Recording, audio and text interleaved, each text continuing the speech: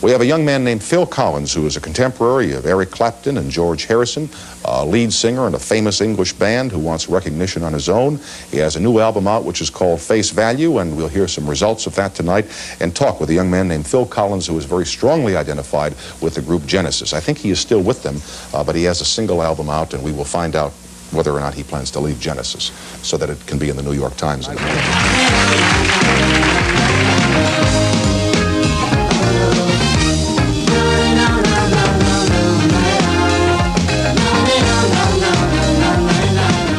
Next up tonight, we have Mr. Phil Collins. Next up from New York tonight, Mr. Phil Collins, Mr. Phil Collins, Mr. Phil Collins, who has carved out quite a reputation for himself as the lead singer for a British group called Genesis. One day he decided to step out from behind his drum set to show what he could accomplish on his own, and the result is a fine and impressive album whose title reflects the candor of his lyrics and his music. It's called Face Value. Here to sing You Know What I Mean from that album is Mr. Phil Excuse me. In the air tonight. Here to sing In the Air Tonight from that album is Mr. Phil Collins, right here.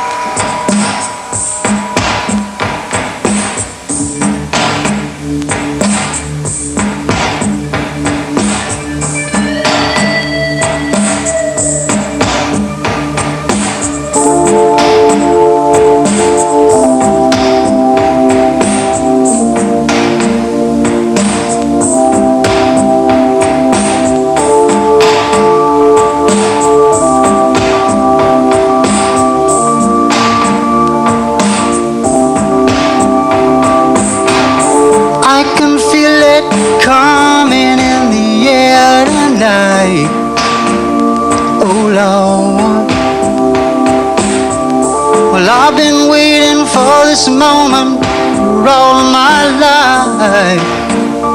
Oh Lord, now can you feel it coming in the air tonight? Oh Lord, oh Lord.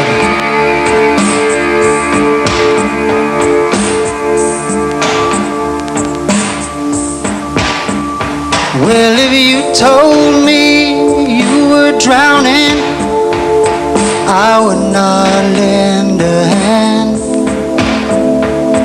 I've seen your face before, my friend, but I don't know if you know who I am.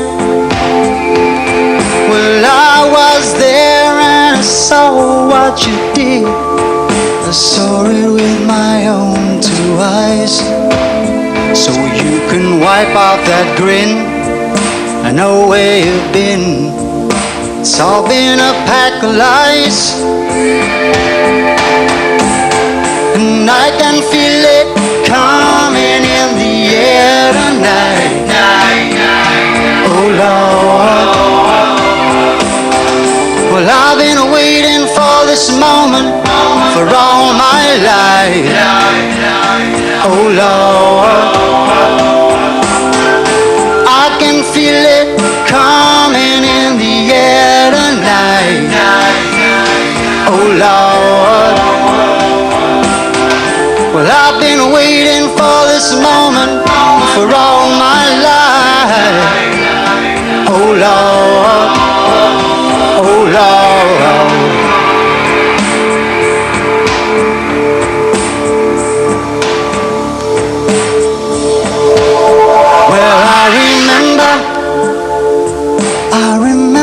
Don't worry. How could I ever forget? It's the first time and the last time we ever met. But I know the reason why you keep your silence up. No, you don't fool me. Well, the hurt doesn't show, but the pain still grows. So stranger to you and me.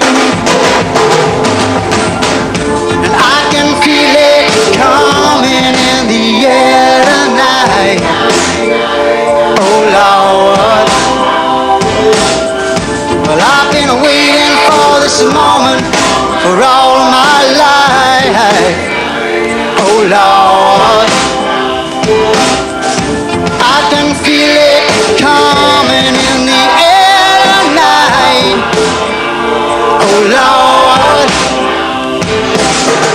Well, I've been waiting for this moment all my life. Oh Lord, I can feel it in the air tonight. Oh Lord, oh Lord, oh Lord, oh Lord. Well, I've been waiting for this moment all my life. Oh Lord.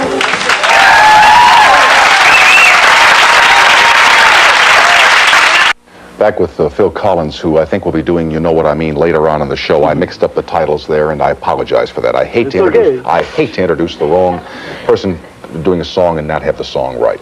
Now, he told me in the break that when you used to audition for talent, you sang the Ballad of Davy Crockett early on in your life. Yeah, that was your big song. Yes, I used to win talent. Well, I sometimes won them, but I used to sing the Ballad of Davy Crockett, and Davy Crockett and Fess Parker has always been one of my heroes. So. When did you give up the Ballad of Davy Crockett and go into this kind of music? 20 minutes ago, he says, yeah. No, I mean, I was a child actor, really, up until about 17 or 18. I know one of your credits, Calamity the Cow. Yes. Give us the synopsis of Calamity the Cow. It's a picture that I missed in my childhood. I mean, my parents wouldn't let me go to that kind of stuff. You missed it? Yeah. Yes, it was a children's film, and it was like boy finds cow, boy loses cow, boy finds cow. I never actually saw it. So now you know, I think you owe it to yourself to go out and try and find it. I never saw it in its finished state, but I actually had lots of arguments with the director during the course of the film, because, you know, I was starting to grow up and he wanted me to still say, oh no, a cow. And so, you know, so I thought, I'd been playing drums since I was 5, so I figured that that's what I really wanted to do. You mean after Calamity the Cow, there were other things in life for you? Yes. Oh, I wish I'd said that. I'd be glad that you didn't. When you made this album, what was going on in your life besides the album? When you do this, like, I don't know if this is the first time you've done an album all by yourself, apart from Genesis, does it become your whole life, or do other things continue in your life? Well, the album was really a result of a sort of a personal tidal wave, really. I got divorced and I had a couple of kids, and I spent a lot of time on my own, and a lot of music sort of poured out. I mean, I had the time and sort of the inclination to sort of sit down and finish songs, and that's why the cover of the album, which is a sort of that of me, and the title of the album, the liner notes, you know, the label on the album is handwritten. I try to sort of get it over that it was a very personal thing, and the lyrics are sort of what happened, really. I mean, that's what I did. How do you write those kind of lyrics, and excuse this question, without being self-serving? You know what I mean? You don't want to say to people, look, this is what I'm going through, everybody sit up and notice, but rather take this kind of situation, and let's face it, a lot of people go through divorce and breakup of marriage with or without children, and say, hey, if this is happening in your life, maybe you'll find something of value in what I've written and put in my music. Well, a lot of people have said, that's really nice, you know, it's conversational. The lyrics are conversational. You know, there'd be a song and someone would say, well, that's what I felt, and it's nice that it's, you know, you feel it too. And I mean, I actually didn't really specifically set out to write an album that said, hey, this is what I'm going through, how about that? It was really, I just wrote the music, and suddenly I had enough songs to make a record, and I thought, well, okay, why not make a record? So I had a little 8-track studio at home. Sure beats Calamity the Cow, I gotta tell you. I mean, yeah. Believe me. So I had this 8-track studio at home, and I was doing it in my leisure time. You know, if it wasn't happening, then I'd just go downstairs and do something else, and come back up a couple of hours, days out, you know, weeks later, and carry on. So it was done at an emotional right moment. Why would you do it at a studio in your home rather than going to a recording studio where they possibly have better facilities, or it might be a little bit more convenient to make a record? Because I don't believe you can actually switch on and switch off that kind of emotion. I mean, I used to just, I wrote songs, and I sat down at piano and wrote, like the one you'll hear later. I mean, the words and the music came at the same time. And if it didn't happen, I mean, I believe that when someone buys a record, you should really buy the record and listen to it and say, well, this is where this bloke is at. And you can't go into a studio I'm rebelling against this, if, you know, in my own little way, that you can't go into a studio at 12 in midday and sort of someone says, okay, we'll be a genius from now until 6, and then at 6 o'clock we be a, you know, non-genius Switch off genius and go have dinner, yeah. And then from 7 o'clock till midnight you're a genius, and then from midnight you can't be a genius because there's someone else coming to the studio. But you can't do that and make an album that really sort of comes from the heart. So I tried to do it, never mind, you know, the actual sound quality, just tried to do it when it felt good, when it felt right. Maybe we should do television programs on our own homes too. Come to think of it, you know, why Back to my place. Yeah, no, but I mean, I just get up in the morning and say, I think we'll do the show at home this morning. And, well, you know, obviously... why come in here at 5:30 in the afternoon if I don't feel like it, or if you don't feel like it? It's ridiculous. I know, it's an ideal... I mean, the cook and the servants would be upset, but these things happen in life. You don't want to keep those drivers waiting all day either, do you? No, that's a bad thing to do. The limos do have a tendency to line up in front of my house. Mr. Phil Collins has a song coming up which is called You Know What I Mean, which is also based upon these experiences that we've been talking about. The title of the album is called Face Value, and we accept you as such, and I thank you for being here tonight. Our pleasure. Mr. Phil Collins. We'll continue with Thomas Hearn to talk about boxing right after these announcements.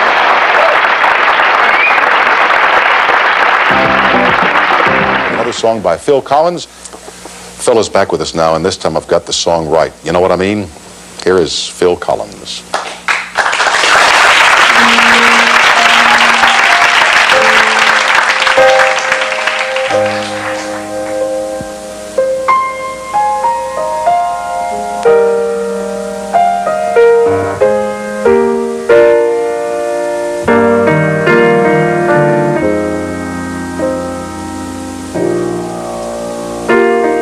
Just as I thought I'd made it,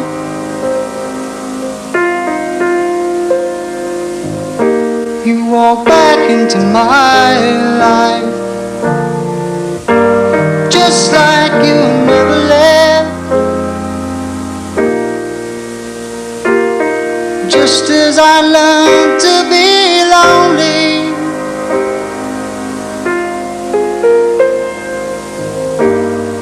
call out to tell me you're not sure if you're ready. Oh, but ready or not, you'll take what you got and you'll leave. Oh, leave me alone with my heart. It's broken in two and I'm not thinking too straight. Just leave, oh, leave me alone with my dreams. 'Cause I can do without you. You know what I mean.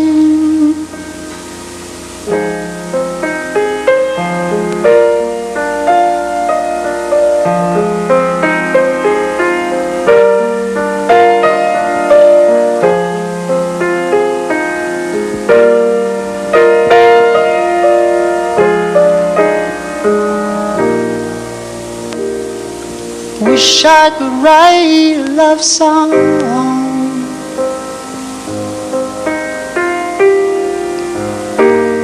to show you the way I feel. Seems you don't like to listen. Oh, but like it or not, you'll take what you got and you leave. Oh, leave me alone with my heart. Putting the pieces back together again. Oh, just leave me alone with my dreams. You've taken everything else. You know what I mean.